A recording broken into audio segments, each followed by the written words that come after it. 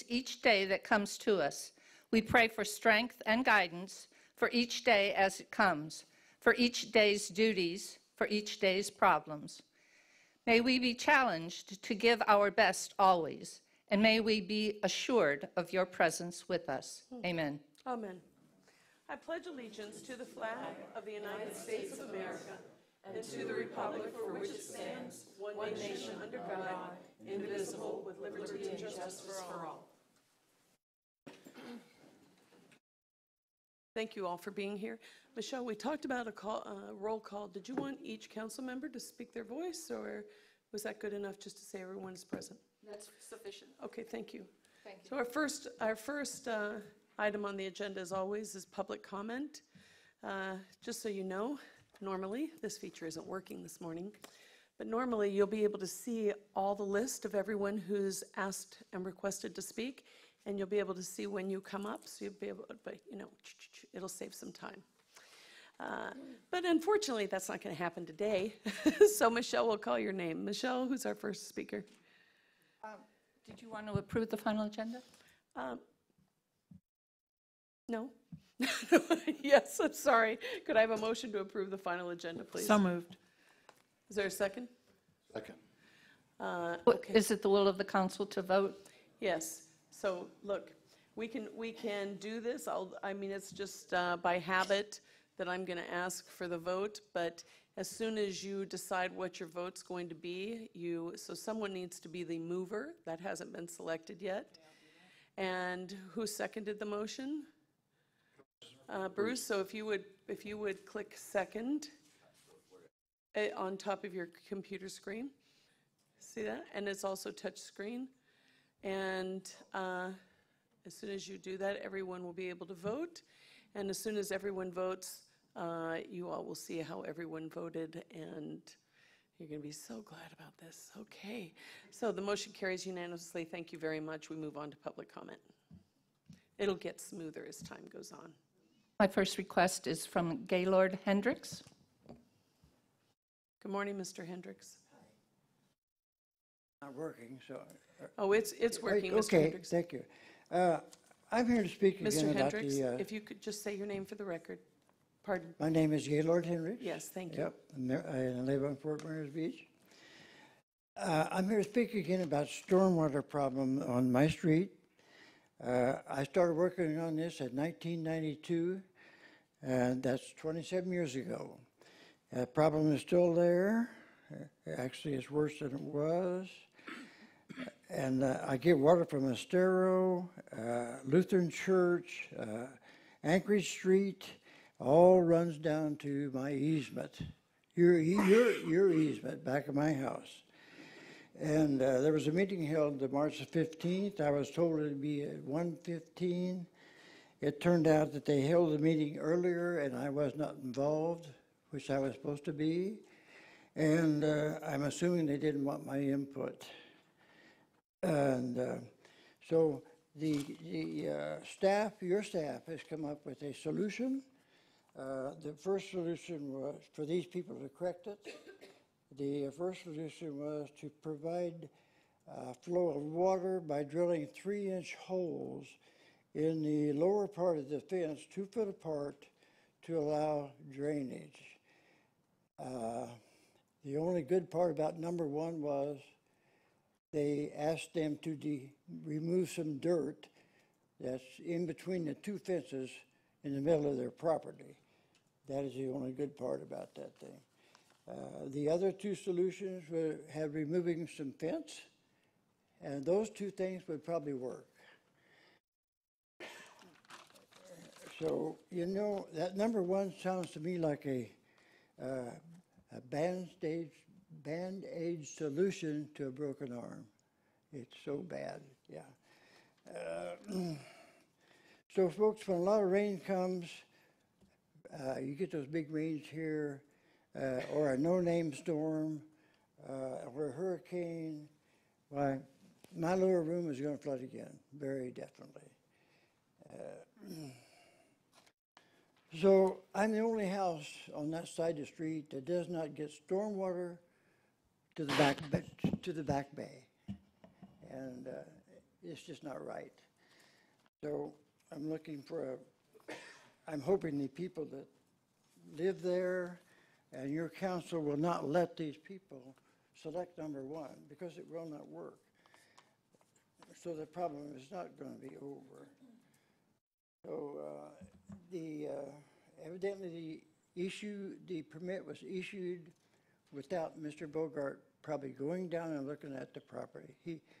He also was down to look at it at one point, and he made the comment that this fence cannot stay. So,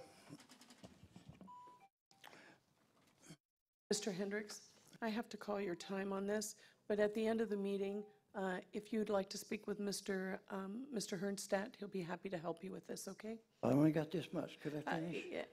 Sure, go ahead. Okay. So people, let's let them do this. So let's make it right, and let's make Fort Myers Beach great again. Thank you, Mr. Hendricks. We appreciate it. The next speaker, Michelle. I have no other requests. Anyone else like to speak to the council on any subject? Okay, thank you very much. Public comment is closed. Next item is a presentation from the offshore powerboat races. Good morning, folks. Good morning. Morning, Jackie.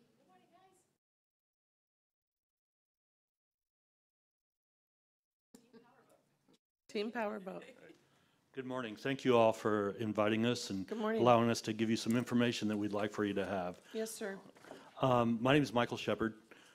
This is Tim Hill, Cindy Hill, and you all know Jackie. Good morning. Good morning. Good morning. We're here to tell you about a plan that we want to bring to an event to Fort Myers Beach, and give you a little bit of. I'm going to give you a little bit of history with the organizations that we're affiliated with, and then Tim's going to take over from there. If you would think about a offshore powerboat race in terms of maybe a little bit more familiar event like a NASCAR race, the racers will go out there and race in a circuit in a series and gain points for every win that they have through the season and throughout the series, and come to a championship. So if that gives you a little bit of perspective on how this operates. American Powerboat Association, which is APBA, is the overall governing body for offshore powerboat racing. They designate jurisdictions for various groups within the powerboat racing world, and currently there are 3 major sanctioned powerboat organizations throughout the country. The APBA will offer specific areas of the country to these individual sanctioning committees. It's been my experience over the past many years that these sanctioning committees gain strength and then they lose strength. You know, they go through cycles.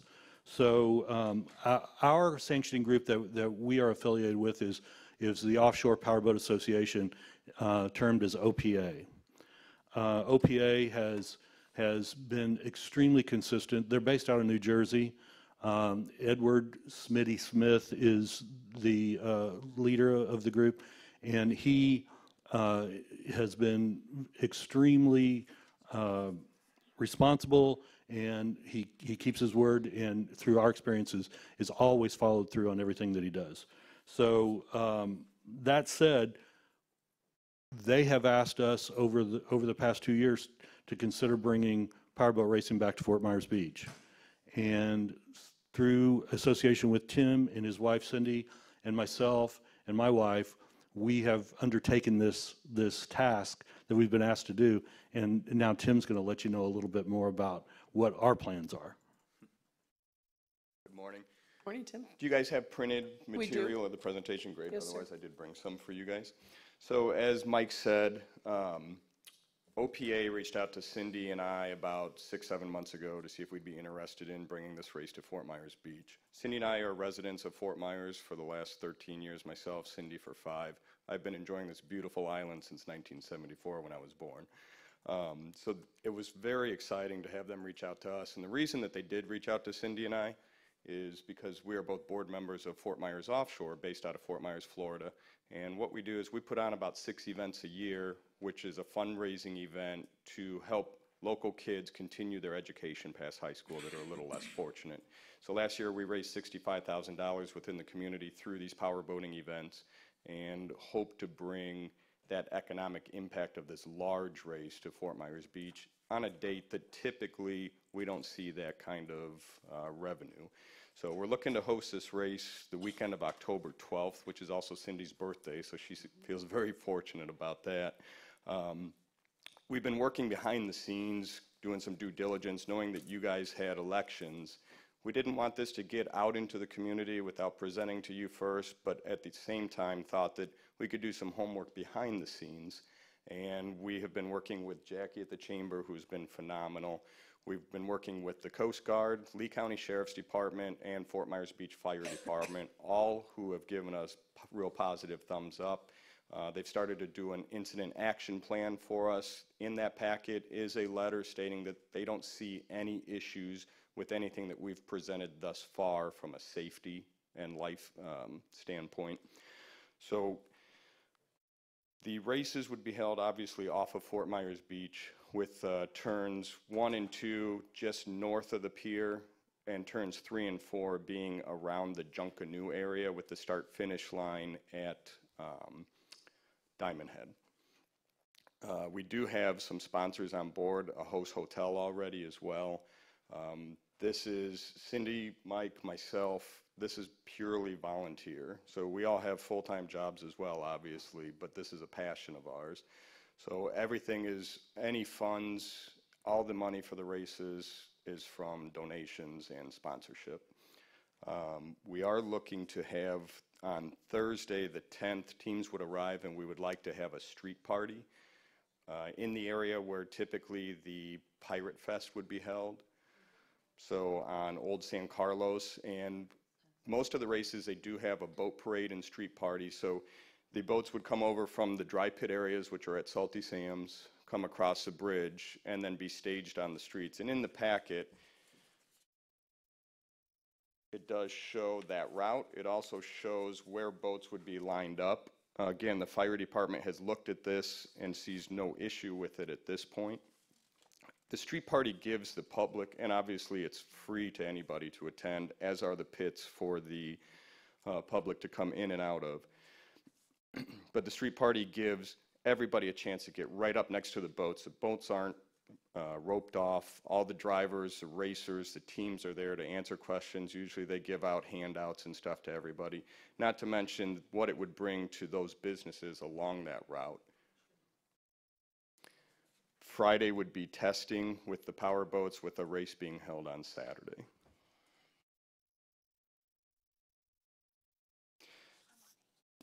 What's that? Again, the funds we need to raise through sponsorship, donations. We do pay out a purse to the racers. Some race organizations do not do that. They expect the teams to fund the entertainment themselves. So we do pay out winnings, pay for crane, pay for any local resources that we need for the race, and then what's left over is donated to a organization within the community. We've talked about wanting to do something with Fort Myers Beach Elementary School and a couple other local organizations here that are on the beach. So all money is dispersed either to race resources, and then what's left once we've paid our expenses are donated. Excellent. You ready for some questions? Absolutely. Sure. Bruce, do you want to start? So I understand the race used to be here years ago. Do you know why it left? It was, and Mike might be able to answer a little more because I'm not familiar with that organization. It was a separate organization which is actually no longer racing. I also heard that they had money problems. Yeah. But it went somewhere else. So, well, anyhow. Actually, I don't believe that this race did. So 05, 06 would have been the last 2 years here. How fast do these boats go? In a straightaway, they could be 150, 160 miles an hour. 180. There's 4 different classes. The big boats, which you may be familiar with some, like Miss Geico is a pretty famous boat, who's already committed to doing the race. Those boats will do 170, 180 miles an hour. There's different classes. There's catamarans that have outboard motors, and those boats are actually GPS limited to 85 miles an hour. So there's all different classes, from small boats to the big, really fast boats. Sitting here, there was race 1, 2, 3. Correct. So there's different different style boats, which are different categories of racing. Okay, so like the unlimited boats or whatever, the top end ones, they just race one time? It's not like a... Everybody, they'll just be one race. And as Mike said, OPA, we've been fortunate that OPA has asked us to have the national championship here, which means that any race boat that's raced anywhere in the country in that 6-race series this year, they're going to want to be here because they're going to want that championship title. So what does weather do to an event like this? Spectators hope for very windy conditions because every driver thinks he's great in big water, and it puts on a phenomenal show. They will race regardless of sea conditions unless it's deemed by the Coast Guard to be too dangerous or by the race organization itself. Lightning would be the other thing. And my last question, how close do you get to the pier when I look at this? They have, by law, they have to be 300 yards offshore. So those buoys that are out there, that's how close they'll be. So they'll be very close to the pier.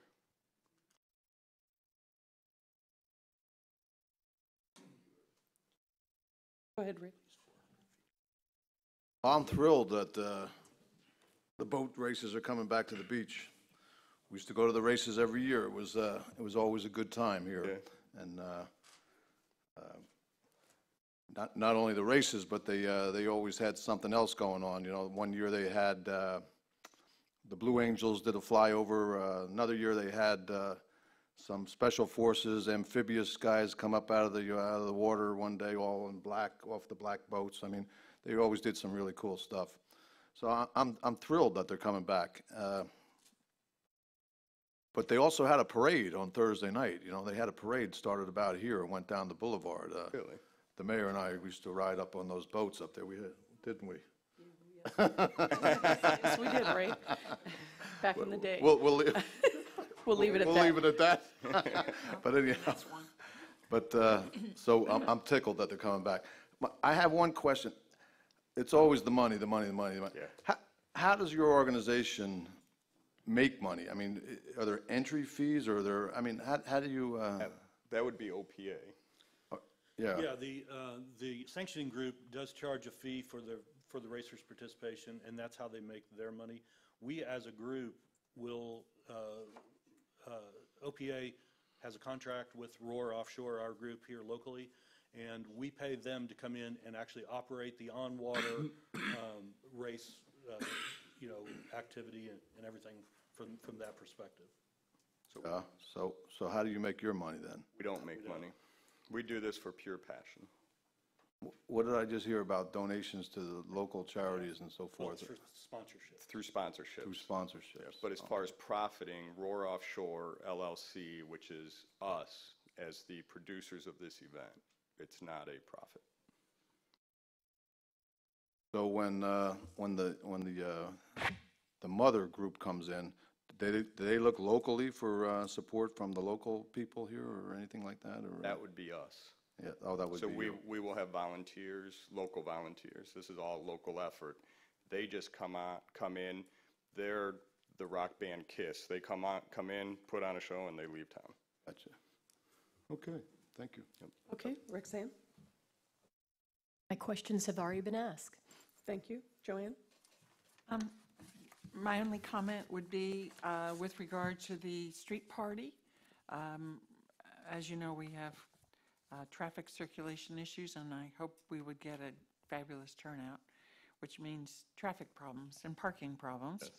And just one point of thought, wondering if the boats might even consider to be parked maybe at Lynn Hall Park or something, the way we do for the shrimp parade. And then you could have some tents or interesting things down San Carlos Absolutely. Boulevard, and it may preclude taking the parking lots and and interfering with the traffic circulation. But it's not my event to manage, but just a thought. We love the input. Is that all, Joanne? That's all. So I appreciate you all being here too. Is there going to be any, at the last show that we had here on the beach, there was an air show attached to it, and it was spectacular. Is there any consideration of something like that? They have, we will have opening ceremonies that will do something, kind of like you had spoke about with the amphibious vehicles. That we haven't finalized yet, but something as large scale as an air show, we haven't looked at that yet, and we're Okay. already kind of behind the gun here with 6 Yeah, I months till the suspect so. race. Yeah. Okay. So to say that that couldn't happen in the future, I would love to see that. All right, thank you. And I noticed that you've talked about Lynn Hall Park, but any plans for Crescent Beach Park?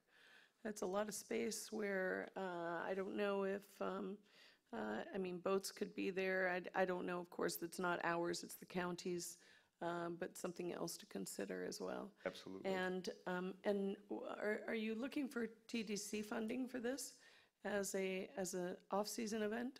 I think you might fall. Yes. You do fall in the category. Yeah. Okay. That's going to get worked on. Okay, excellent. All right. Thank you very much for your presentation. Any other questions, Bruce? Is this a done deal? Spending funds, yes. Funds is always a huge Yep. So hurdle. You don't need any approvals other than for Race. these specific, pardon me? I'm sorry, I didn't mean to interrupt. No, that's fine. To race on the water, no, we're good. Okay, so locally, is anyone having any roadblocks or anything for you? Are you concerned about anything? We've been very, very fortunate. Again, we didn't want this to get out in the community till we could present to the council, and with the election, that put us back a little. So, but no, we've gotten very, very positive thumbs up from everybody we've spoken to. So all you will need is some permitting for doing this activity and that activity, whatever you. Correct, the street party especially. And to go back to one of your questions on how far they would be off the pier, actually for OPA insurance, Mike informed me they have to be 450 feet off. I knew that's what you were calculating. Yeah. Well, I'm excited. I hope you have a good event. I'm So are we, I excited, get goosebumps talking about Yeah. it. Tim, I hope I hope that you guys will do us the favor and keep us up to date on what's going on. I'm sure we'll read about it in the papers, but it'd be nice to be kept up to date, whether if it's Jackie, somebody, just let us know what's going on with it. We'll be glad to help you any way we can. 100%. How would you like that communication? However you feel like it. It doesn't matter. Just maybe periodically come in and just say, hey, here's our update, and Jackie could do it too, whatever's convenient for you guys. Absolutely. Thank you very much, and I wish you all the luck. Thank you, everybody. Thank you. Okay, we'll move on to the next item, local achievements and recognitions. Joanne? Nothing? Roxanne?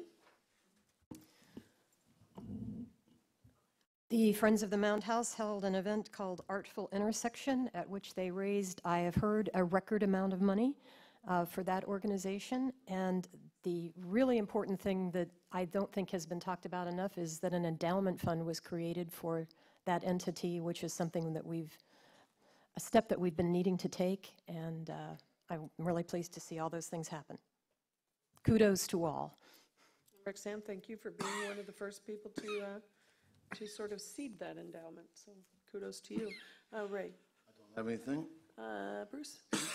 Okay, I'd just like to congratulate the fire department on their 70th anniversary. They had a very nice little get-together this weekend and for Fire Chief Love, who has been chosen the Fire Chief of the Year for our county. It was a nice event. I also got really great feedback on our traffic experiment, so I'd like to just thank the officers who pulled that duty. I had a lot of good feedback on their performance. Our next item on the agenda is advisory committees, items, and reports, and it looks like we have something from BORCAB, but I don't see Betty. Are we going to skip this today, Michelle? Do you know? Yes, I know about Yes. this. Thank you, Roger. The committee said that they're still finalizing their strategic plan, and when ready, they'll come forward and brief the town council on that issue. and as well as they're tentatively set for a joint meeting with the council on June 6th. Excellent, thank you. Next item on the agenda is an approval of the minutes. May I have a motion to approve the minutes of, well, all of them if possible? If not, we'll go individually. Motion, go ahead, Ray. So moved. Is there a second? I'll second. I'm looking for the second button, but it's not here. It's because I didn't push vote. Gosh darn it. Okay, there, now go ahead, Ray, push the mover button, will you? We're going to try and do this right. Roxanne.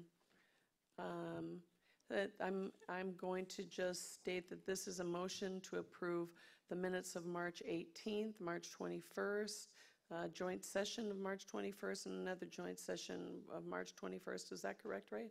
Yes. Okay. Any discussion on the motion? Hearing none, if you would please vote. And it's unanimous. Next item on the agenda is a public hearing. And the public hearing is a first reading of Ordinance 1904 for the Edison Beach House CPD. It's Ordinance 1904, an ordinance of the Town of Fort Myers Beach, Florida, approving an amendment. Gosh, I just went off the wrong thing here. Approving an amendment to the list of uses in a commercial plan development for a property located at 830 Estero Boulevard, Fort Myers Beach, to allow a parasailing operations booth and pickup location containing 0.9 plus or minus acres, generally identified as strap numbers 19-24-46, -23-W3-00400.0010. Petition DCI 2019-0002, providing for Scrivener's errors and an effective date. We'll open the public hearing, and this is, John, do we need ex parte? and Yes, Sarah? yes, ma'am. This is a quasi-judicial item, Yes. so you will have to disclose any ex parte communications, and then we'll swear in the witnesses. Thank you. Mr. Murphy, any ex parte communications? I had a call from Sharon Faircloth regarding this, and also she sent me a email. Okay, thank you. Bruce, anything? Same. Roxanne? I also spoke with Sharon. Gwen? The same. Yes, I also spoke with Sharon and just briefly with, with Roger over something that we got in as an email. Okay, John, would you swear in any? Yes, if anyone is going to speak on this matter, please stand and be sworn in. Do you swear to tell the truth, whole truth, nothing but the truth? I do. Witnesses have been sworn? Thank you, and properly noticed, John? Yes, ma'am. Thank you very much. Sarah? Good morning. Amy, can you hear the speakers? Because, yes? You cannot hear the speakers. It doesn't appear that the microphones are working.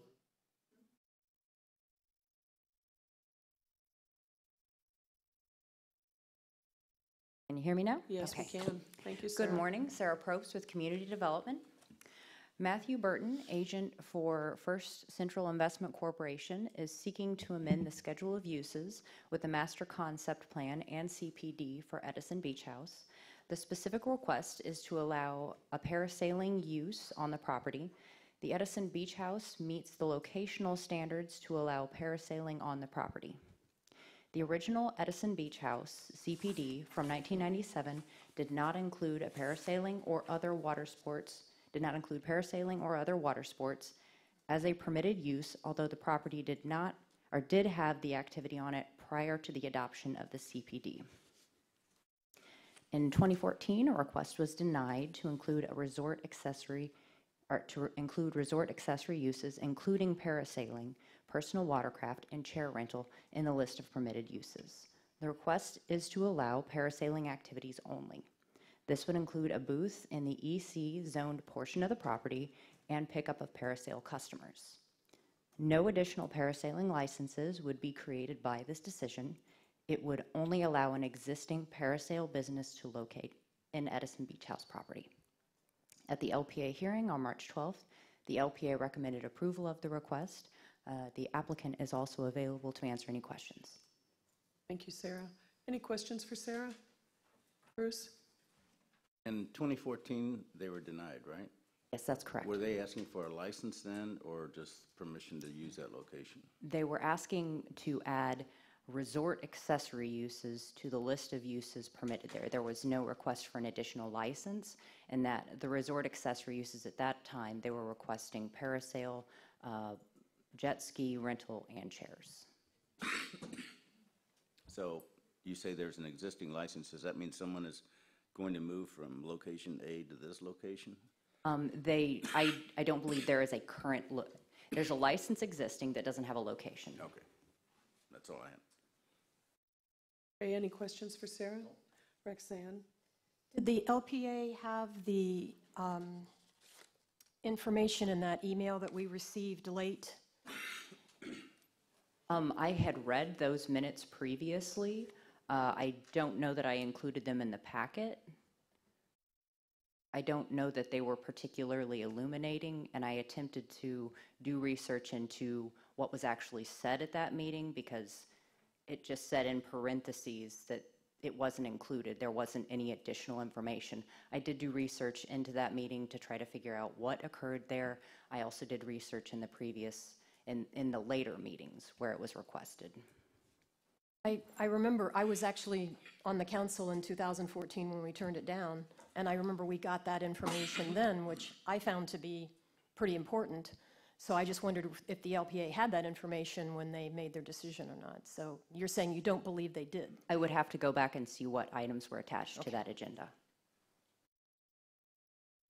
If I may, my distinct recollection is that that was included in the packet. That it that went was to the included? minutes of the previous meeting, but as Ms. The meeting from 2014 or the original meeting about the Edison Beach House being granted variances? That's the one I'm talking about. Well, I believe that both of them were in there, but as Ms. Prost indicated, there really didn't give much information that helped guide the LPA, because the LPA asked some of the same questions that you were asking here this morning, unfortunately. Okay. Anything else, Rex? No. Joanne? No questions. Patrick, unfortunately, I was at that very first meeting, and I remember what happened, and I don't have any questions for you, Sarah, but Mr. Rinaldi, do you wish to make any comments? Thank you. It's nice to see you. Nice to see you too. Congratulations. Thank you. My name is Patrick Rinaldi, Rinaldi Parasail Inc. I'm the president of the company. We've been on Fort Myers Beach for 25 years. And presently, we're in a situation where we have a license that doesn't have a home. And can I elaborate on the 2014 situation? You're welcome to Yeah, say whatever okay. you'd like to say as part of the case. Very good. So completely different, in my opinion, from the request that was made then, and in that this is for parasail pickup only. Okay, the impact is minuscule in comparison to resort accessory use, wave runners, jet skis, chairs and umbrellas. I'm talking about a booth the size of this table with someone there to sell rides, and more importantly, accommodate our clients who are coming, transient guests who are coming from off-island and trying to participate in the activity. At this time, everything is taking place on the other side of the pier, except for one location that has a parasail license at the Pink Shell. The other 6 licenses are on the opposite side of the pier, and 5 of those are in a proximity of about a quarter mile. So everybody who is looking to participate in the activity, no matter how they come to us, but importantly, transients who are coming to the beach, because that's where the traffic issue comes from, are heading to the south side of the pier. As I recall, there was a safety issue. In my opinion, I've been a licensed captain, a master near coastal for 30 years. There is no safety issue in regards to this request. And in fact, there is a buoy lane in front of the Edison Beach House at this time, which actually allows, it makes people stay away from that general area. There are other areas to the south that are very congested and have those buoy lanes in them, and there are people and boats in them constantly. From my personal observation since December, this specific area is, absent of that type of activity. There is no boat traffic. They don't approach that area. So there's a lot of things, in my opinion, that constitute an advantage to being on this side of the pier as opposed to being on the opposite side. So we've had some issues that have taken place with my business. This is a matter of life or death for my business, basically. The location that I was at decided they did not want to have the license reissued at their location. There are very, very few locations I can't even name. That's why we're making the request, so that we can actually put the license somewhere. That's another situation that didn't exist back in 2014. There were no licenses to be moved. This is a situation where there's a license that has been active for 25 years that doesn't have a home any longer. The Edison Beach House, 750 feet on one side, 730 on the other, well within the parameters of the 500-foot rule. I really don't see anything in the documentation from 97 or 14 that says why it went from multiple use to CPD, and then the commercial use was backed out, but there's really no evidence as to why that is. It just says that it's not available, it's not permitted. So that's where I'm at with the whole thing. I could go on and on and on, obviously. Once again, it's a situation. My other interest is at Junkanoo, which in 2014, Junkanoo wasn't going to exist any longer. So that's why I had an opinion at that time, although there was no immediate necessity. And I mentioned at that time that eventually these situations are going to come up. And everything changes, nothing stays the same. These are all living situations, and a situation has been created. So anyways, the Junkanoo area, very, very limited access and availability because of the construction that's been going on, just everything that's going on down there. And then you have the downtown area that's just completely congested, in my opinion. And then you have the other side of the pier, which is kind of lacking this type of activity. With the absence of wave runners and chairs and umbrellas, very low impact, and once again, I'm happy to speak with any of you personally over the next few weeks so I can help you understand better what my position is or answer any questions you might have. Thank you, Patrick. Anyone have any questions for Patrick? Mr. Anali? Ray, do you have something? Hi, Patrick. I was here also at the original meeting when we denied the uses at the Edison House, just for the record.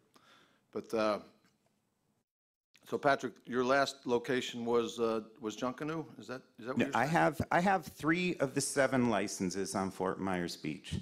Were you at Gullwing too? No. No. There is no license on the south end of the beach at all. There's pickup and drop-off taking place there, but there is no parasail license. Attached. So I have a license at Junkanoo, which is in a huge state of flux. Alfredo and Anthony are both passed away, and we're going to do this, we're going to do that, and then there's some construction issues going on down there. And the road, just huge, huge barriers to any type of access there. And then I have a license next to the Lani Kai at Island Water Sports.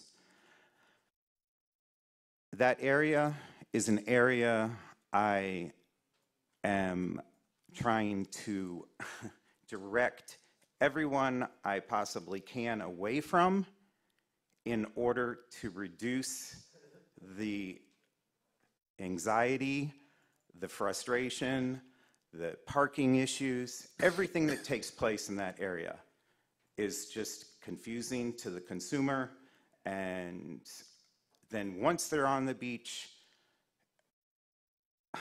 I mean, if you've been there, you know what goes on there. So I have a license there, which is a difficult operation, but it exists. I have a license at the Junkanoo, which is, as I just mentioned. We have a license that's in limbo that needs a home, and that's where we're at. So, Mrs. Faircloth's opposition to you, is it because she operates Parasail up at Pink Shell? Is she operating Parasail or not? To my knowledge, there is a Parasail operation that the license exists at the Pink Shell Resort, which would be probably a mile. I'm familiar. So is that operating now? It is operating. In addition to that license, they are utilizing the ordinance as it was written in '97, which is quite dated by this time, 2019, 22 years later, that is allowing pickup and drop off of passengers at locations with a wave runner license, with a PWVL. So that license is being permitted at this time to pick up clients at the Best Western, at Diamond Head Beach Resort, the Sandpiper, and the Wyndham on the south end of the island. So one license is picking up at 5 locations. No further questions at the moment. Okay, Roxanne, do you have any questions for Mr. Rinaldi? I don't have any further questions. Joanne? Okay, Bruce, nothing? Okay. Is there anybody else who'd like to speak on this? Sir, you had your hand up? No? Okay, Patrick, anything else? Like I say, I'd be more than happy to speak with each of you individually. I don't want to take up any more of anyone's Well, time. you've got to. But any questions you have, I'll be happy to answer them for Yes, you sir. directly. I'm totally in a position to, Thank you. my job is to find out how much information you need to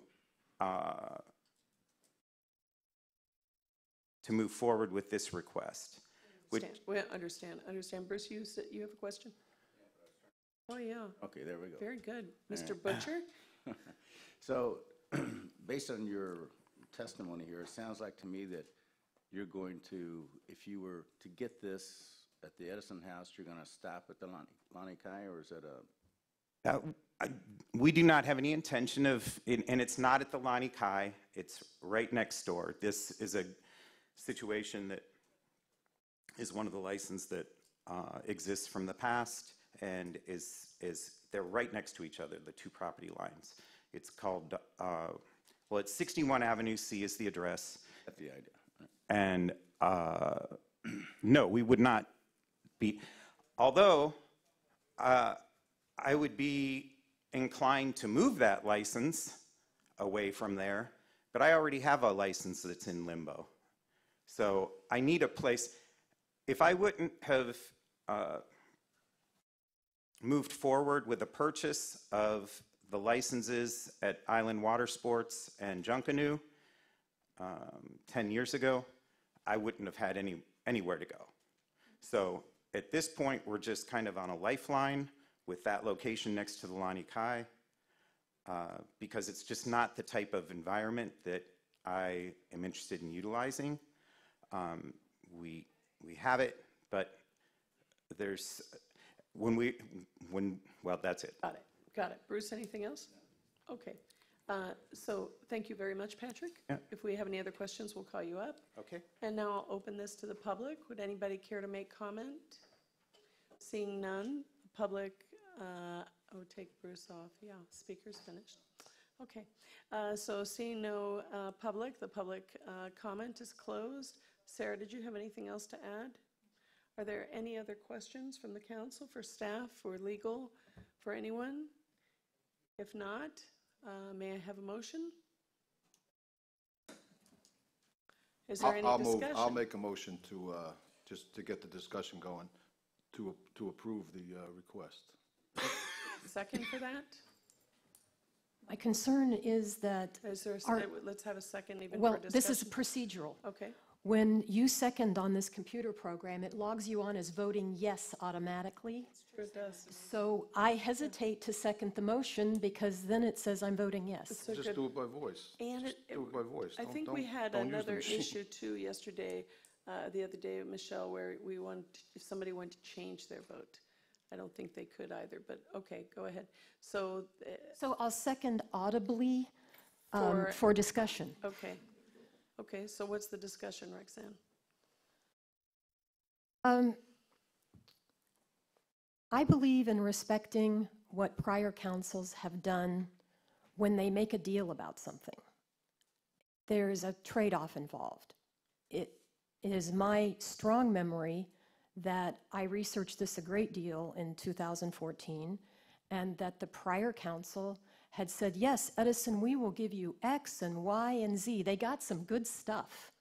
And in exchange for those things, there was the intent of the council that other activities not occur on this property. And because I believe in respecting what the prior council did about that, because it was a deal, it wasn't, things were exchanged. It was almost contractual in nature, the way I look at it, that we can't take back what we gave to them in order to give them something different because the property is now built. I have sympathy for the situation of the gentleman, but I don't believe this property, it's appropriate to have this use there at this point in time. You remove your second? Well, if I Or is remove this my second, nobody else can anybody discuss, else wanna so I leave comment it on there for discussion. Just, may I? Yeah, please. My recollection at the time when we voted no on the other uses there at the property was at that time there was a big concern on the beach for the number of vendors that we had out on the beach, and again my recollection is we were trying to limit an additional vendor out on the beach. In other words, they could have applied for another license and got somebody else in there and so forth and so on. That's my recollection of this. I know they got a deal on that property, but it was also a good deal for the town and the community at the time. It was what we did was we traded units, and that's how Edison Beach House came about. But plus it was a derelict property and everything else. But correct me if I'm wrong, Madam Chairman, because you were there as well. That was a time in the history of the town when we were in fact trying to limit the amount of vendors out there and not increase the number of vendors. I'm sympathetic to Mrs. Faircloth and her business. You know, naturally, you know, she probably doesn't want another vendor in her area of the island. But the fact of the matter is Mr. Rinaldi has a license, and if not the Edison Beach House, I imagine it'll end up somewhere someday. And in my own recollection at the time, and of all these years since, is that Mr. Rinaldi and his business have been very responsible vendors here on the beach. So with that being said, I'll listen to other comments here by the council. Bruce, do you have anything to say? I guess I'm curious. Back in 2014, the request was from the Edison House, wasn't it, to have these services or entertainments, and that would have been a benefit to them. Is this license a benefit to them or to him? I think it's mutual.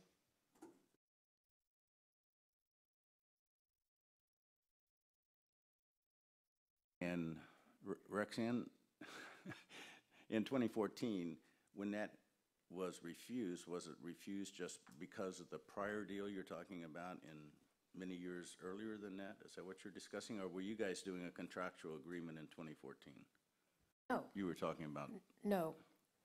What I'm looking at here is that somebody comes to us for a variance.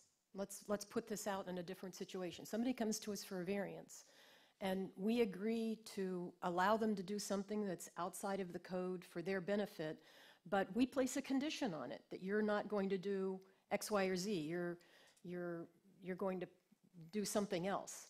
You're not going to be allowed to do something else. To me, there was a deal made. When was that deal made?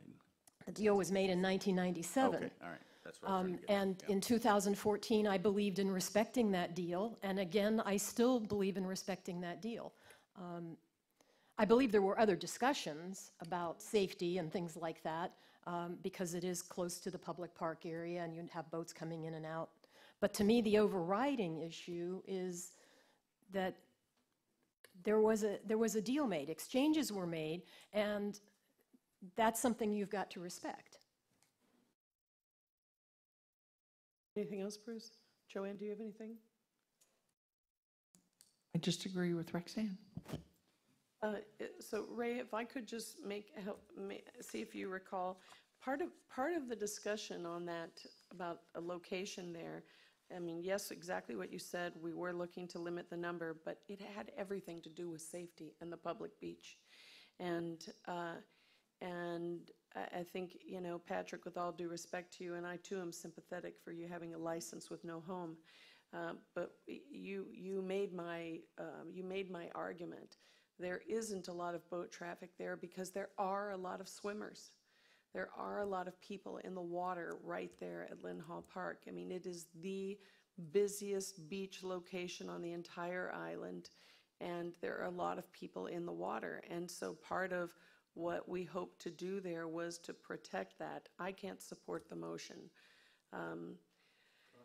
Sure. Can I ask Mr. Rinaldi another question? No. We're in a motion you're in a motion right this second. If you want to withdraw the motion and readdress the applicant, I'll allow that, but you've got a motion on the floor. It's only discussion. All right, then I'll ask you. Sneaky Pete. Mr. Rinaldi stated that there was already a lane out there with buoys on it. Yeah. Is that right? I don't know. I don't know if there is. I suspect there are those lanes periodically through that area where we marked off, you know, the boundary for boats coming in. I don't know that that's relevant, though, Ray. I think it's relevant. If there's a lane there, swimmers aren't supposed to be in the lane. I mean, that's just the way it is. And also, I don't know how the operation works now, but it used to be the mothership stayed offshore, and sometimes they'd send in a little speedboat to pick up the client, bring them out to the mothership, and give them the ride, and then bring them back in without bringing the big boat in. But again, I don't know that because I'm not asking Mr. Rinaldi. Okay. Bruce, do you have something else? All right. Well, everybody's had their moment here. So there is a motion by Mr. Murphy and seconded by Rexanne to approve the motion and approve the request. So I'll ask everyone to please vote. Rexanne, could you just, Ray, could you punch in mover, and Rexanne, could you punch in second? Although it's automatically going to make me a yes vote if I second. Michelle, how do we manage It, in that? fact, it already says yes there, and I Yeah. didn't touch it. You know, that's not good then. You Yeah, know, if- it's if not. it's- So If it's going to we're gonna- say how we're going to vote before we vote. No, it's not, it can't do that, but when you make this, you know what, I'm gonna skip this on this, and I'm just going to, this actually is a first hearing, this is to move it to second hearing. So, Ray, your motion would be to move this to a second and final hearing, and I'm going to withdraw my second. you're withdrawing your second. Okay, so there's a motion, is there another second? There's seeing no other second, the motion fails for lack of a second. Is there another motion?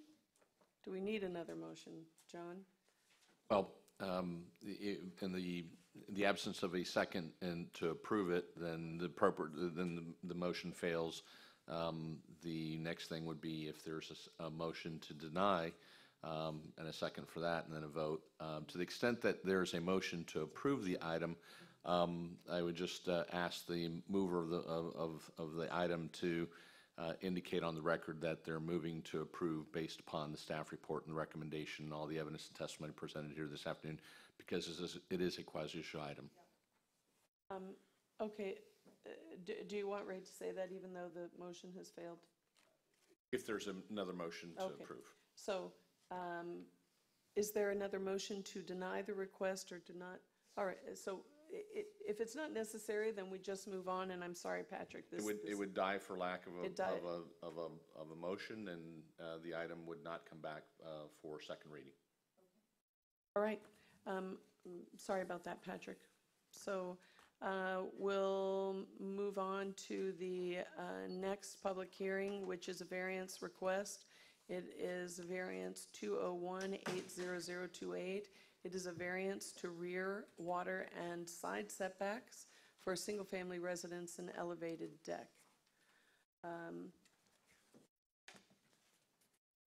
John, could you attest to the publication? Yes, the item has been properly advertised, and if there's anyone in the audience that did not stand and get sworn in for any of the items, that would be appropriate at this point in time for them to stand and be sworn in. Just for a variance? Yes, ma'am, it is Okay. quasi-judicial. Okay. Do you swear to tell the truth, whole truth, nothing but the truth? Yes. Again, because it's quasi-judicial, please Ex parte. disclose any ex parte communications you may have Bruce, had. do you have any ex parte communication not. on this? Ray? Roxanne? No. Joanne? No. I have none as well. So, Sarah? Good morning. Sarah morning. Probst, Community Development. Mark Kuhn, agent for Orinoco Enterprises, is seeking a variance for 215 Primo for the rear yard and water body setback for the principal structure and rear and water body and side yard setback for elevated deck and stairs. The specific request is to allow the deck to be replaced to allow reduced setback to maintain the existing distance of 11.292 feet from the rear water body and 6.3 feet from the side property line, a variance of 13.08 feet and from the water body and 1.2 from the side yard. The house encroaches 7 feet into the rear and water body setback, and variance is requested for that also. At the LPA hearing on March 12th, the LPA recommended approval of this request, and the applicant is also available for any questions. Very much, Sarah. Any questions for Sarah? Joanne? I just have one. When you have a situation like this, and specifically with regard to condition of approval number 4, and some discussion about how much of the impervious surface was there previously and not, will the ERU then, on all things that come forward, do you review the stormwater ERUs then when new development occurs? How is it that the stormwater ERUs are updated? We require, for all new applications, we require an impervious surface calculation for the entire site. If they're increasing the impervious surface by 500 square feet or more, we require them to provide an engineered drainage calculation that shows how they're going to maintain 1 inch if they're internal to they're not on the water, and 1.6 inches if they are on the water. And then that review, obviously, when you mentioned the 1 inch, that means that you're also looking for potential drainage issues to neighboring properties, as we heard from, for instance, Mr. Hendricks this morning, or things that impact the neighbor. Yes, the engineered drainage plan requires that they show us how the water's being maintained on site in addition to how they're going to store 1 inch or 1.6 inches. Mayor, Yes, sir. two points about that. One is that we started requiring that when we took over the plan review function. So, we wanted to be sure that we had an adequate stormwater plan as part of that process. Two is when people pull building permits, those building permits are reviewed also by the water department to make sure that the impervious area is not being increased. If it is being increased, as Sarah mentioned, to the point where it affects the ERUs, they're being adjusted accordingly. Got it. Thank you very much. Roxanne, any questions for Sarah? No. Mr. Murphy, any questions for Sarah? No. Bruce? No. Okay, thank you very much, Sarah. Sir, would you like to? Good morning, Mr. Kuhn. Mark Keene, Orinoco Enterprises. I bought the house 4 years ago. I'm not adding anything to this house. The deck has been there, and the portion on the side of the deck was rotten, and the homeowner, she actually fell off it the day she was moving out and died. So I immediately came down and removed that and started construction on it. The house sits within, it's 10 or 12 feet from the canal.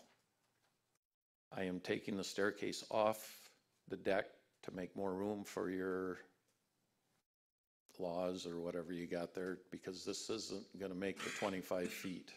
It's been there for 30-some years, and I just want to reconstruct the deck so there is no issues. I'm not adding anything to it. We're just making it better so I can use the deck, and I'm taking the staircase off and going to put a spiral underneath, moving it closer to the building. Okay.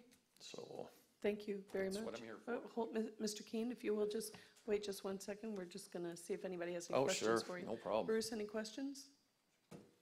Is this the only access into the house? No, there's a side well, yes, to get to the deck, it's up. One deck on the north side and the south side. There's doors on both ends. Have been there since it was built. I just want to refurbish the old deck so I don't fall off it. Thanks. Ray, any questions?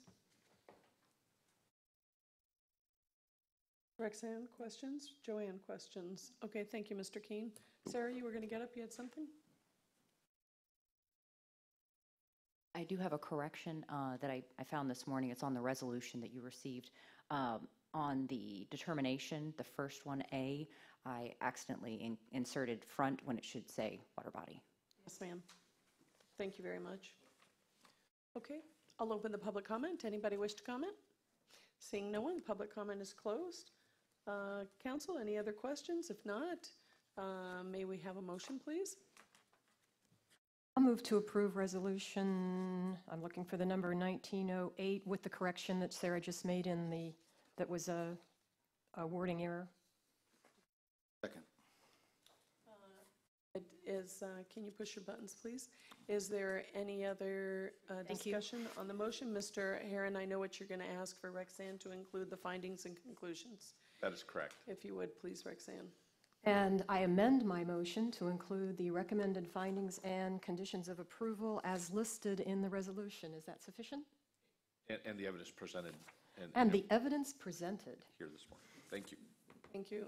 Mr. Herron, you know what? You should just give us a little cheat sheet I on what you'd am. like there. and I am. I Everybody will will. know just the exact ma'am. words to be said. Is there any discussion? Roger, I'm just going to make a comment. You know, this is a curious case to me because what you ended up doing is having to come through the variance procedure to repair something. It seems to me like there should be some other way to handle a case like this without. Do you know what I'm saying? I do, Madam Mayor. The challenge you have is you have many properties that have non-conforming conditions. Sure.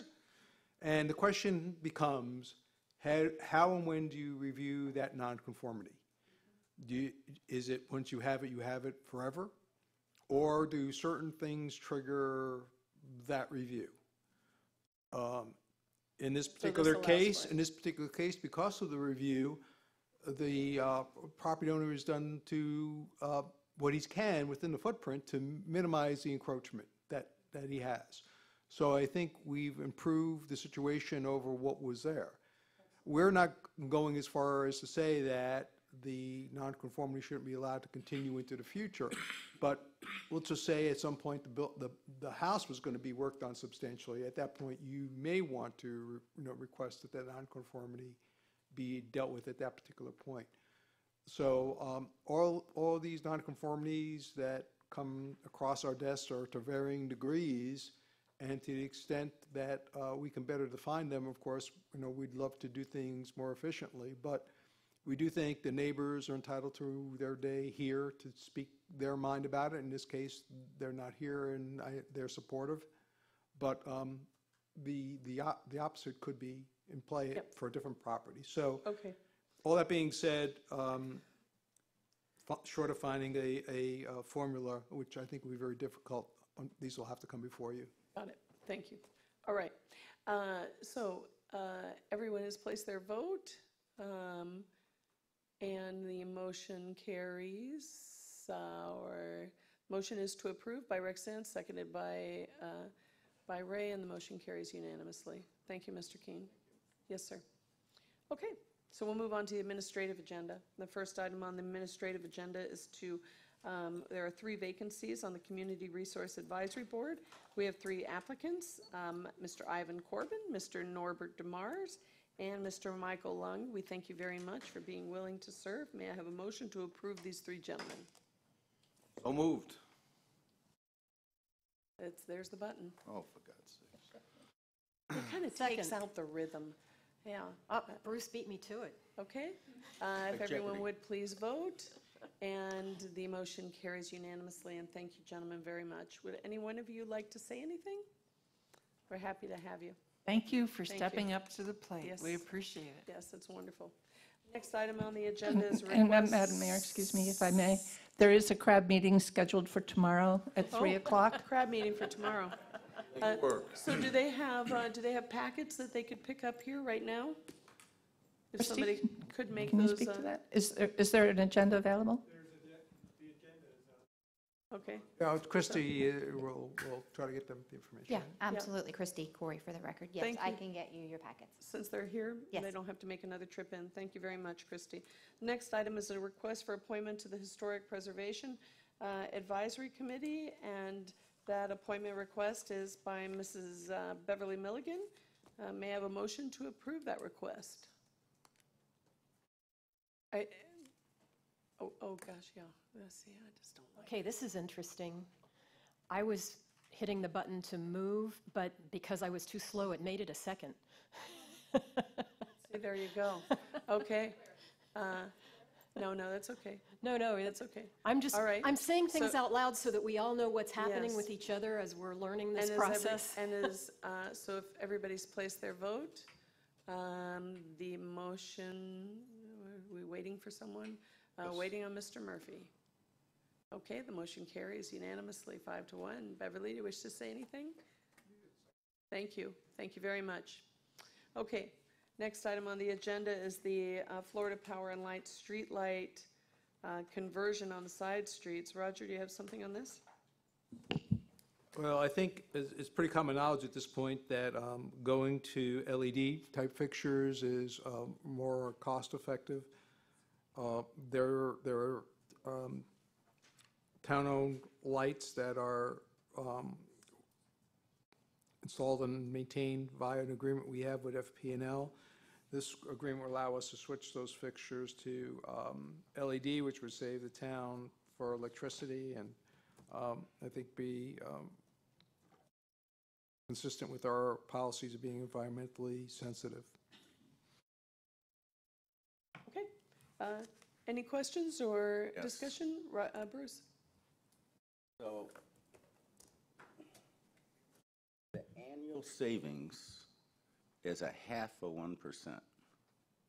So I don't understand why LED is so fantastic that it's only a savings of 0.5%. And is anybody from Florida Power and Light here? No, I don't believe so, but I don't know that that's truly reflective, because I think there's some capitalization costs that factor in. It's not purely electricity to electricity, but I can get Chelsea in here and see if I can find that out. Any other questions? Roxanne? I was curious about options 1, 2, and 3, and which one of those are we getting? You're getting option 2, I think. Maybe that's, has some determination on that. Question is, Buzzing. what's the difference between the option Well, and? are we picking an option today? Do we have to pick an option? I'm not sure why we were given 3 options. I think Chelsea, it's the FPL issue. Okay. I'm getting it out for her. I think FP&L picked option 1. In option 2, I was curious why they didn't pick that one. And why they're giving them to us if we don't get to pick. Background information, I guess. So Chelsea O'Reilly, Public Works Manager. FPL did recommend, as Councilmember Butcher discussed, I think just showing that there are other options out there. That's why they provided that information. Are these lights going to be brighter than the current lights, or they're dimmer, or they're? They will be brighter as they are LED. And so ultimately what we're looking to do is, as this takes time to implement, we're looking hopefully September. We are working diligently on the lighting study, so that is coming forth very soon. We had some holdups with that, but eager to get that in place to you all. But if we could start at least on the side streets and slowly implement them, and once we get the Estero Boulevard one, it'll be cohesive. I just want, if I can make another comment, please, sorry. In looking at these things, to Roger's point, it's showing that the energy of the first example is $424, I guess it's probably a year. And then it says if it goes to option 1, it's $117. So I think you're probably right, Roger, that they've rolled in the cost of installation and capital and so on. Got that, Gary? Gary? You got that? I was right? Good, thank you. I'm presuming you're right. I wouldn't say definitely, but it seems like. Thanks for clarifying that, Bruce. Any other questions? Roxanne, Joanne? I assume that on the beach side streets that they will continue to do turtle shielding and all that good stuff? Yes, of Okay. course. Okay. If there are no other questions, I'll accept a motion, please. I beat you. Okay, if everyone would please vote. Thank you. Wait. Thank you very much. The motion carries unanimously 5-0. Next item on the agenda is a Phase 3 joint outfalls public involvement. It's to approve additional funding for public involvement in the Phase 3 outfalls. Roger, you want to make any comment? I do, Madam Mayor. Thank you. When this item came before you the first time, you recall that I suggested it as a reduction to the initial allocation amount. And you in fact personally questioned that and asked. Gary, I was right. And well, you were partially right, that's for sure. Now, what's this partially right nonsense? You questioned what would happen, you didn't want to see the service diminished, and I committed to you at that time and the rest of the council that that would not be the case. The fact of the matter is that due to community questions we had at Dundee in particular, we spent a lot more money than we anticipated due to a survey of the residents and a walkthrough and some other activities associated with that.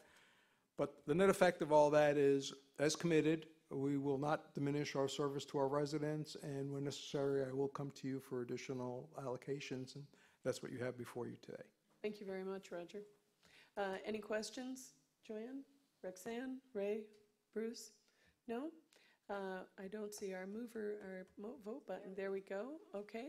So if someone would move this in second and place your votes, please. And the motion carries unanimously, 5-0. Thank you very much, Roger. Quick comment. Yes, go ahead. That's money well spent, Sure as far as is. I'm Yep. concerned. That's Yep. very well spent. It's been very productive, very productive. All right, the next item is the town manager's items. Roger? I'm sorry.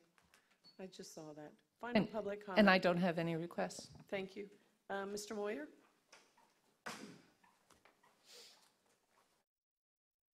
It is, I think it Oh, was yeah. now. Yeah. Is this okay? It Yes, is. Madam Mayor? Yes, thank Council, staff, Leon Moyer.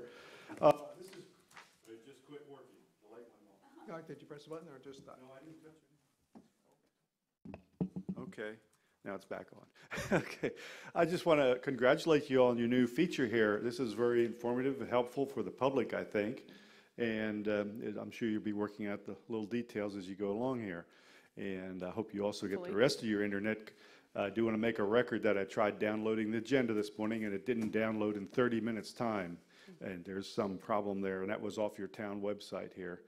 Kind of disappointed in the way Patrick's petition turned out there for his use of the beach there. I'm very familiar with that area, and I don't think there's a real problem with safety of swimmers there. Most of the Lynn Hall swimmers are further to the south toward the pier. But I understand the reasoning of the council members who chose to stick with the previous commitment, but maybe sometimes previous commitments change based on circumstances. So I'm sure you can think of those circumstances where you might want to change something a prior council has done based on the fact that the environment and the nature of things have changed here in the town. Anyway, it's been an interesting meeting, and you're doing great. Thank you. Thank you very much, Dan. Anyone else wish to make any public comment? Seeing none, the public comment is closed. And now we'll move on to the town manager's items. A couple of things just for announcement purposes. We will be providing the council with additional information on docks and other things that came out of the joint meeting you had with the Anchorage Advisory Committee. So that's been Excellent. agended and that's Good. coming forward. The meeting to relook at the strategic plan again is on April 11th, and I hope the council's thinking about their vision for the town for 2025 as well as 2050. We also have upcoming discussion on the budget, and that, of course, would be the council's opportunity to present any ideas and initiatives, so we would have time to analyze those, to report the impacts and potential costs and impact on the millage as well. We continue to monitor our environmental conditions and talk to our sister cities in the county about those situations as they arise. And last but not least, we will be distributing to the council electronically, and we will post it on the website, a draft of our comprehensive emergency management plan as we start to walk our way towards hurricane season.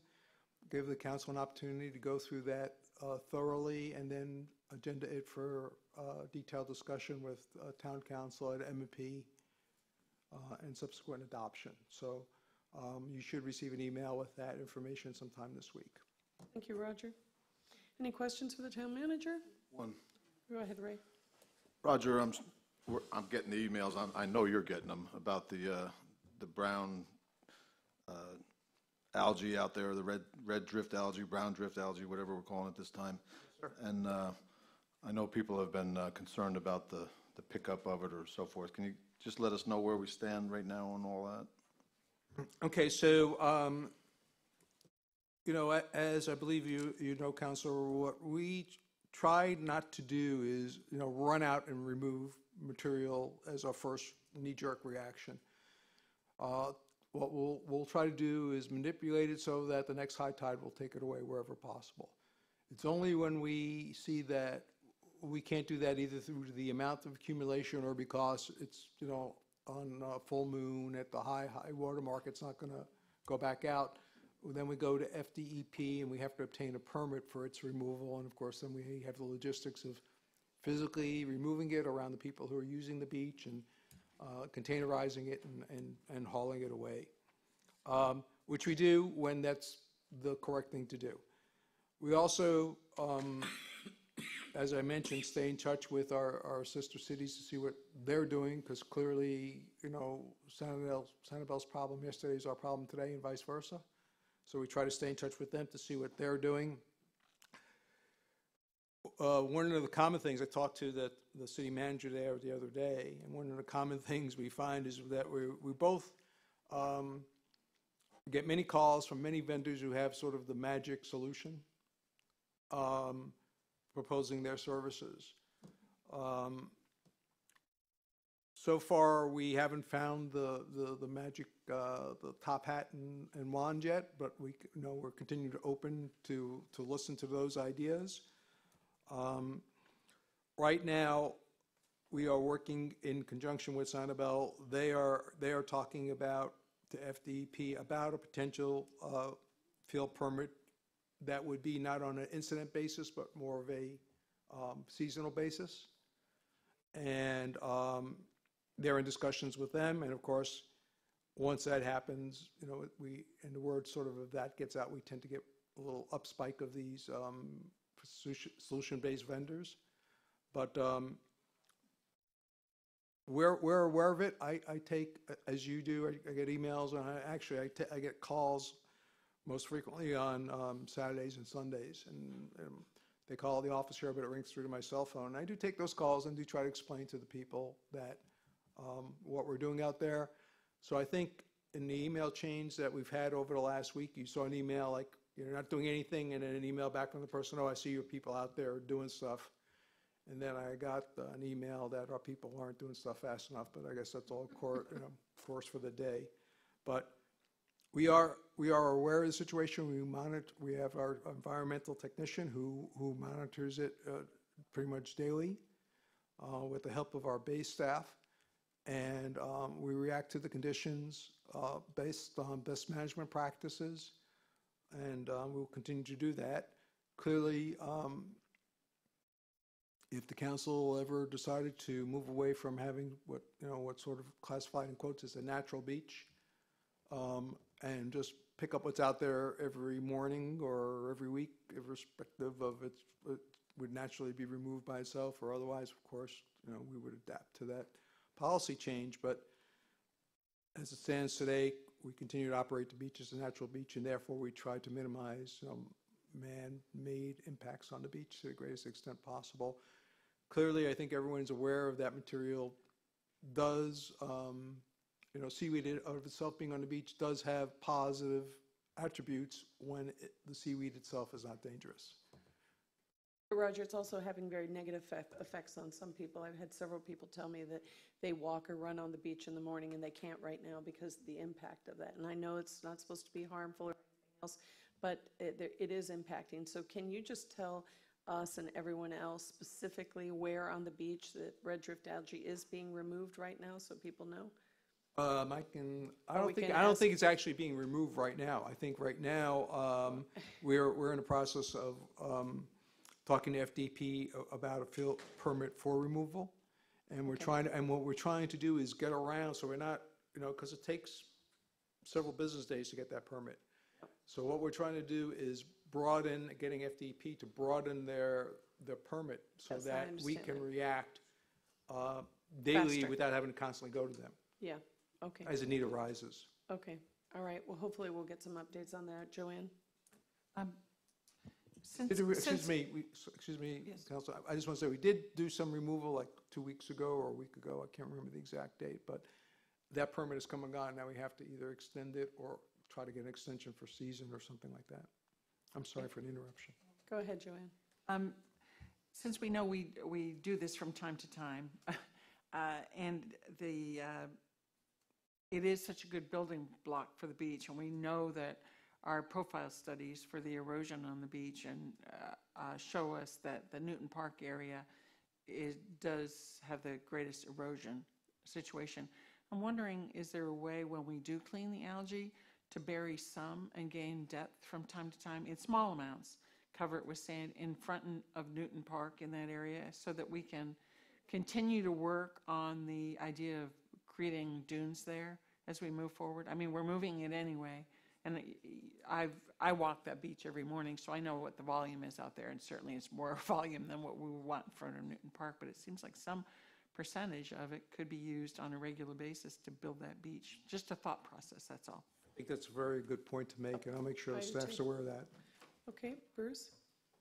I was going to bring this up later, but now that Ray's here. Yeah, yeah. The non-Irish at Ray. She got green on though. Okay, all right. So at Laguna Shores, my neighbors were complaining to me, and I told them to contact the town about a severe smell. And I had not particularly smelled it yet. And the other day I was out in my boat, and sure enough, it stinks like a sewer. And then I was gone for a few hours, and I came back, and it was gone. But when I looked at it, it looked like red drift algae, but like it had been dissolved, but it was just hanging there in the water. Then I got a text a while ago from one of my neighbors. He says it's back, it's behind my house now, and he says it stinks to high heaven. And I was going to hope Ray would have some insight as to whether that is algae that is rotting or whether it's some other crazy thing. Ray Burns, Community Development. So it is an algae. It's a different species of algae. So there are numerous types of red and brown algae out there. I've got a pamphlet. I only have one, but I can make copies of all the different types of algae that appear on our beach. That's very exciting. Ray. I know, so exciting. So this one, it's so hard because it's so minute, and as the wave action keeps going, as it sits in the back or on the oceanfront, it just gets smaller and smaller and smaller. So even if you decide to take on a raking project, it's just going to mix it into the sand, and it's not going to do anything. It's not going to go anywhere. It'll just stay there because you can only have a rake that goes 2 inches into the sand. So it's not going to pick it up the way that you need it to get picked up to actually be moved off without taking a bunch of sand with you. And DEP really frowns upon, and I frown upon us moving a whole bunch of, like taking our sand off island to just be incinerated or composted or thrown away. So that's what's going on with that. We just had our permit with Jenny run out. I am sending her photos today of everything that's going on, so that way if we need to continue a raking permit, we'll have that ability to. We clearly need to continue a raking permit. So I am having discussions with DEP on that, so we're moving forward with that. But yeah, that's why it's smelly. It's just algae that's really small, starting to decay. It's not toxic to anyone, it just smells bad. It smells really bad. Yes. I mean, I thought my neighbor was kidding me. And, Yeah, no, it does not have a pleasant smell. It smells like a sewer. It really does, an open sewer. Okay, so Ray, we can expect to see more cleanup in this week? I will talk to Jenny to try and push it forward as quickly as I can because she monitors from Sarasota to Collier County. It's hard to get a hold of her sometimes, but I will do my best to push through. Well, since Sanibel's doing it too, I would assume she has some heads up to our issues. Well, yes, Sanibel is having issues with the drift algae as well. As far as I'm aware, when I spoke to James Evans today, they're not doing any raking projects, so they wouldn't be alerting FDEP requesting for a raking permit because they typically don't rake. It's actually in their ordinance that they aren't supposed to be raking the beach. There is, I mean, obviously with everything that was going on during the summer, there was a big cleanup project for that, and that was necessary. So Absolutely. How do they remove the algae then? They don't. I thought that's what they were asking DEP for. Yeah, my understanding from talking to Judy was that they're going to do two things. One is that they're going to try to expand their permit to the longest possible amount of time so that if they have issues, they can react to them. And she didn't say that they were going to rake or they weren't going to rake, but she did say she wanted the ability to rake if that was a decision that they reached. And their emphasis is to try to figure out a way to see if they could get it offshore, and that's where the the sort of the innovative vendor concept comes into play. Yes, and I spoke to James Evans about that, and if town wants to work in tandem with Sanibel to get a possible joint pilot permit, if that comes to fruition, Sanibel still has lots of questions for the contractor, so there's nothing in the works yet. It's all just discussion at this point.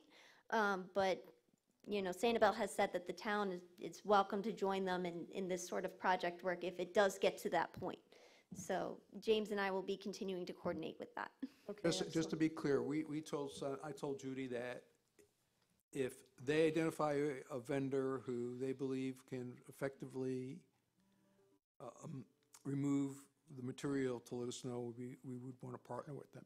excellent, So they're taking the lead in vetting the vendors. great. Okay, thank you all. Any other questions, Bruce? Go Yes, ahead. while Ray is here, if I could just ask just one other question. At the north end, I saw yesterday a Coast Guard barge pusher, whatever you call this, workboat, bringing something in with a crane on it. Are they getting ready to do something down there? Are they going to dredge? As far as I'm aware, I haven't been notified by FDEP or by Lee County that they have dredging plans in the works.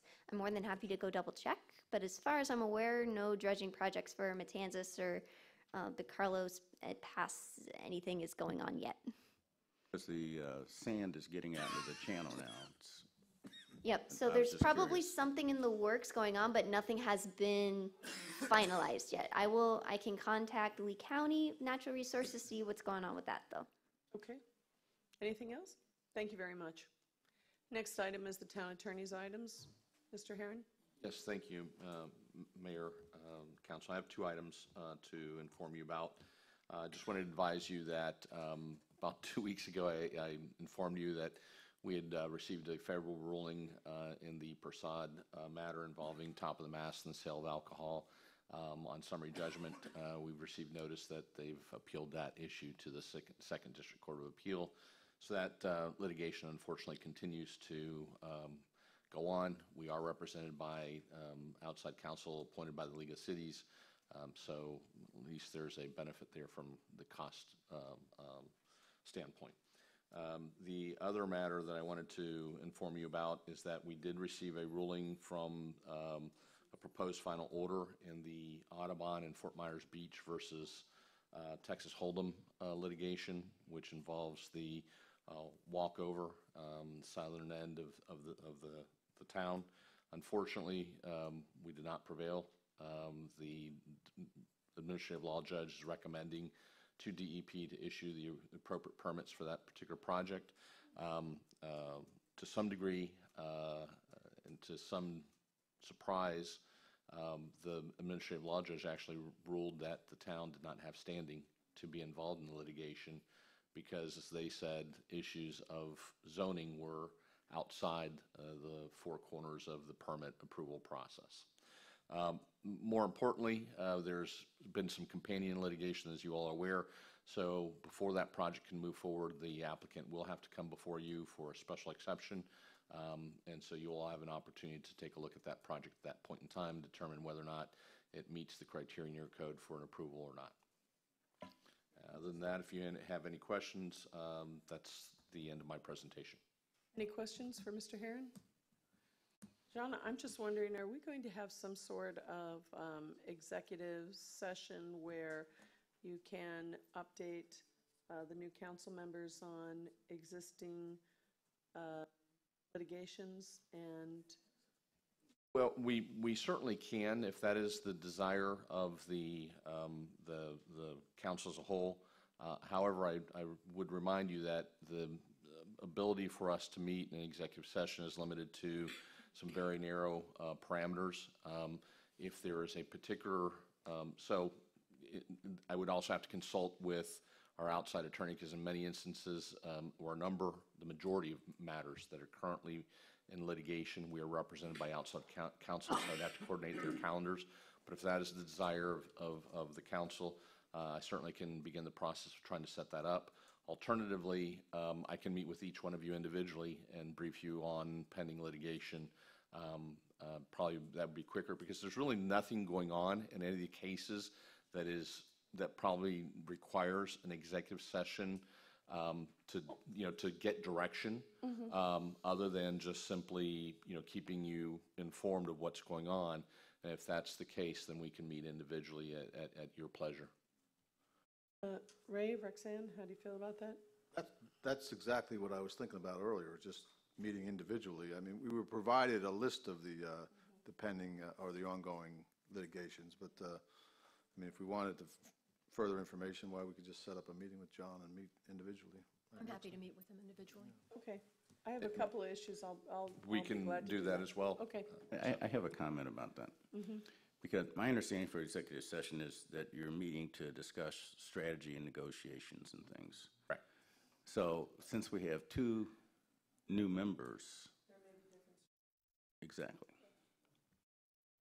Then may I suggest that we still meet individually? And if I feel, with all of you for that matter, and if I feel that there's a strong sense that there's a need to get with our outside counsel, then at the next meeting I'll start asking for those executive sessions. Good. Yep. Okay. So next item is council members' items and reports. Mr. Murphy? Not too much to report. I was also at the Fire District's 70th birthday party and celebration for Chief Love on his award there, and had a great time. It was very nice, well attended, and happy to be there. Also last week, this really isn't concern the town, but I was at a little soiree for Lover's Key. They had a presentation about the new Discovery Center that is going to be built down there, and it was more of a fundraiser than anything else, but very informative.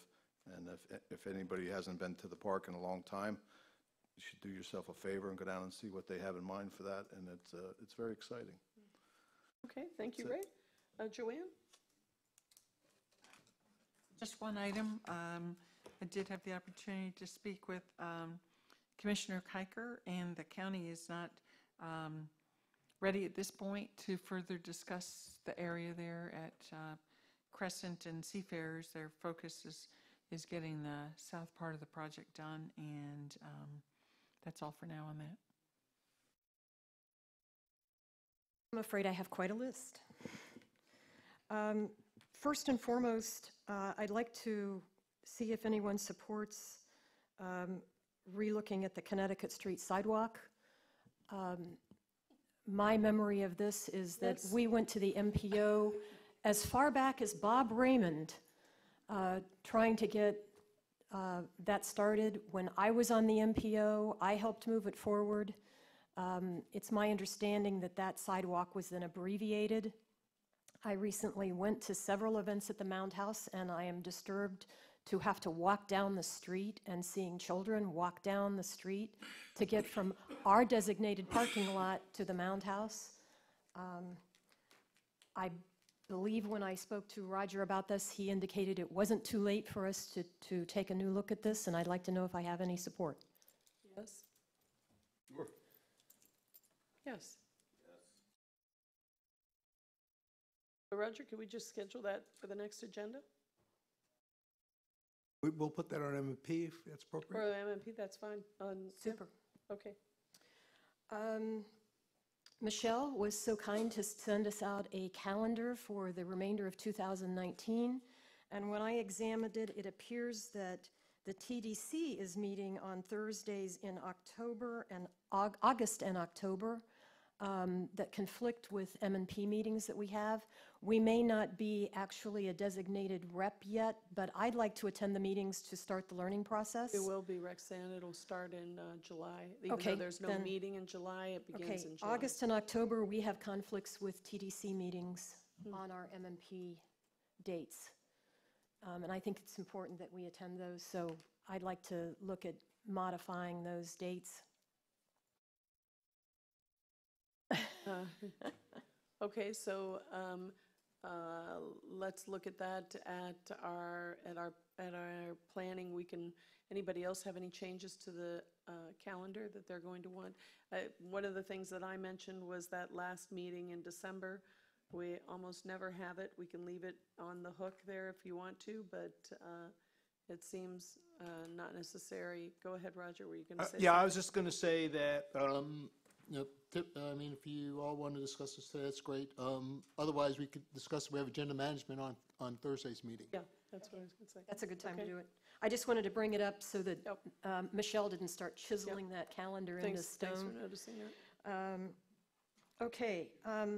We periodically, I believe, all receive emails and things from different localities, and I feel it's rude of us not to respond to them. And we've got two that I'm aware of. We've received a letter from the village of Estero asking us to support them regarding the Lee County staff proposal to repeal restrictions on mining in the DRGR. And I don't have a strong position on this one way or the other. I think I'm in agreement with Estero, but I believe that we do owe them an answer because they have asked for our support. I have it on my, also, Roxanne, are they? So I don't know if we need to schedule some kind of education about this before we take a position, or do we have time to do that? My suggestion was going to be to, Mr. Spakowski actually did the county's peer review for the DRGR report. Did he do the counties or Estero's? I think it was the village of Estero. And anyhow, I think it would be great if he could come and just kind of give us a brief view. If he's unavailable, Hank Zuba sits on the county LPA. He was the dissenting vote. It was, I believe, 6-1 in favor, but Mr. Zuba is also well-versed on this DRGR issue. I participated in the county work sessions that they referred to back many years ago. I do have a strong position on this.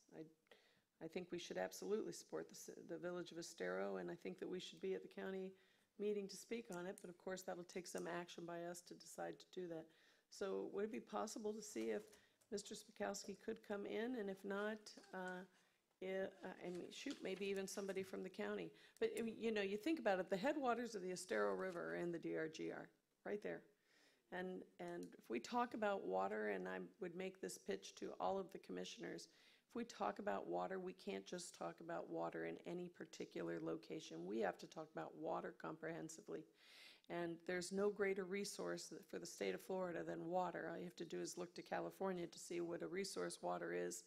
And it seems to me that I actually was having dinner with some friends last night, and well, I'll just tell you, it was Hank and Marge Zuba. And Hank said, when people talk about needing resources, and having to have a certain resource, someone always comes up with an alternative. And he used lumber in construction. He said when wood became so expensive, all of a sudden we had aluminum as a resource, and plastics as a resource. And so this whole lime rock rush isn't necessarily the rush it needs to be. I think we need to look long-term, and water is the resource that we need to protect. So, but anyhow. Madam Chair? Yes, go ahead, Ray. Why wait? It sounds like we have consensus right here. So why don't you just poll the council right now and see if there's consensus, and move this on? Bruce, do you know about this issue? Yeah. Okay, and how do you feel about it?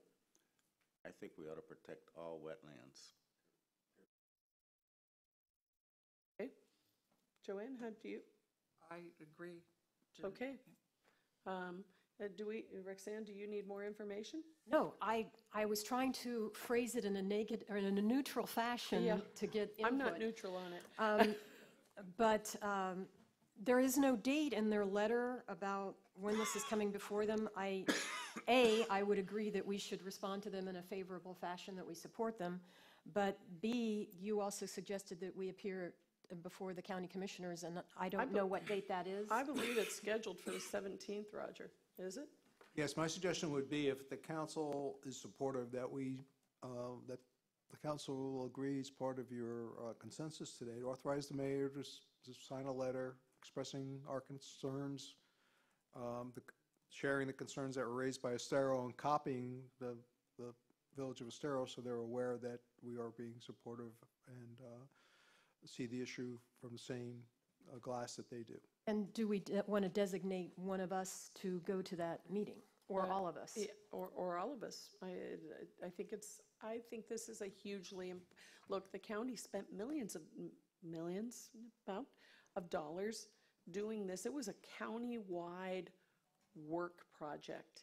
And just to give you an idea, they had work sessions, like our work session at Harborside, and it was packed with tables of people actually looking at the maps.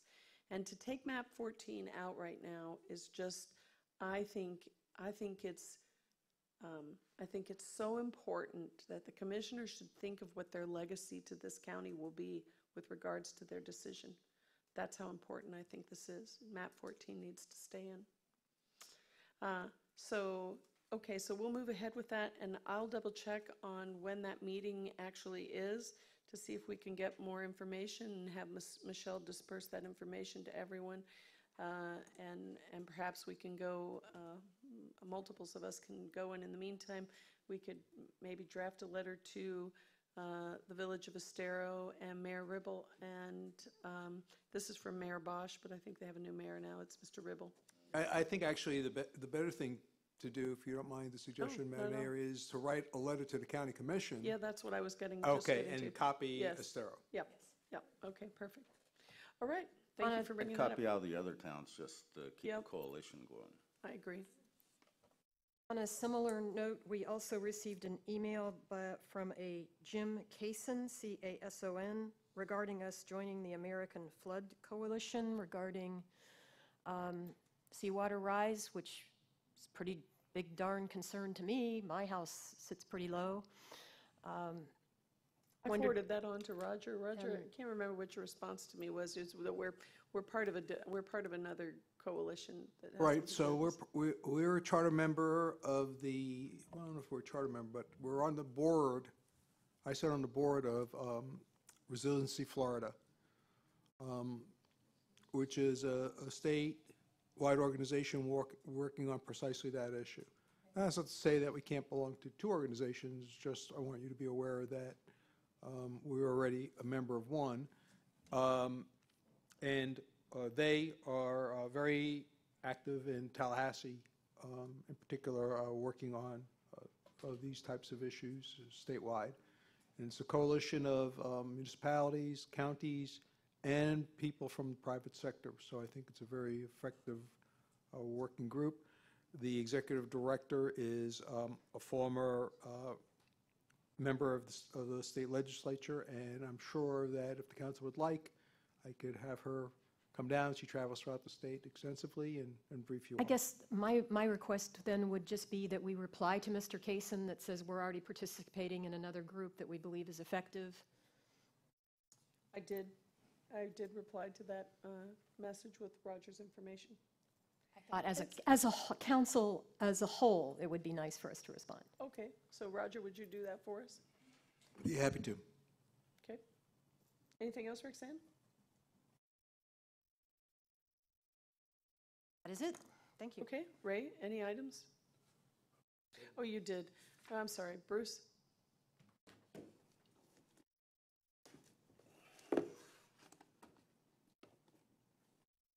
At the MPO meeting the other day, they were reviewing House bills going through the legislature, House and Senate bills going through the Florida legislature. And one of the ones they talked about was the micro mobility devices. And what that is scooters, electric scooters. I forgot what the names of them are. One's Lime and one's some bird and this and that and the other. But the problem is that someone named Toledo in the state, I believe is who it is putting forth legislation that will preempt cities from having any control over these things. And the concern, one, is that they can be on sidewalks and they can go very quick. The second concern is when people are done using them, the way they're set up today, they just dump the scooter. And I've seen this firsthand in California in cities, and Santa Monica was actually where it started. And they're trying to ban them in Santa Monica, even though it started there, because people just dump them. I mean, they get off of them and they just drop them. They don't stand up. Well, they can stand up, I guess, but people just drop them where they get off of them because it's no longer their problem. Their credit card has been dinged for that amount of use, and they leave them. And the representative of the MPO from Sanibel, who's the chairman of the MPO this year, he spoke about it, and they're very concerned with it on Sanibel. And I think we should be concerned about it, and we should be concerned again about Florida legislature trying to control what the towns do. So there's multiple issues there, but the big issue is we should not allow them to have some lobbyists dictate how we can control the sidewalks. And so contact somebody if you could, please. So how should that come back to us, Bruce? I'm gonna write letters to. But should we take an action on that? Well, I think that would be good. Yeah. I'd be in favor of a letter from the council. Yeah. Okay. Roger, can you follow up with Bruce on that? And then, So, I just want to make sure I understand the assignment. Yes, I can. thank The you. assignment is to contact all the members of the committee that's considering this in Tallahassee and express our concern about local control versus Tallahassee managing what's going on in the town of Fort Myers Beach, as well as the specific concern of dockless scooters. Yes. It's interesting how often we have to remind the legislature that home rule is part of the Florida Constitution. You know, I got an email from, I think it was Shannon Clough from NBC2, or one of the reporters, and I responded to it exactly that way. I mean, where does the legislature get off telling us what we're going to do in our town? It happens all the time. Well, I know it happens all the time, but this is clearly a local issue that should be decided, by the municipalities or the counties, whatever. But I think in the rest of my response was something to the effect that, we have all kinds of rentals here on the beach.